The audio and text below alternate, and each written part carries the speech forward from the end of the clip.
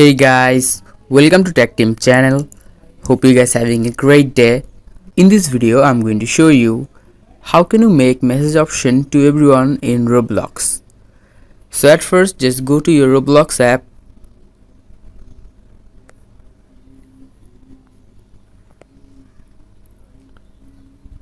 Now click the bottom last, the three dot icon.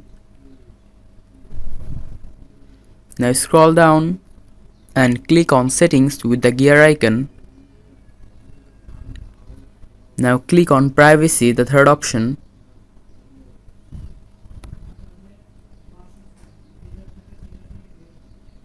Now in the communication option, here you can see the first one is who can message me. Click on no one and select everyone.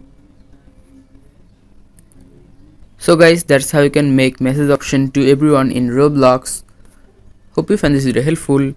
If you found this video helpful, then give a thumbs up and don't forget to subscribe Tech Team channel. Thank you very much for watching the video.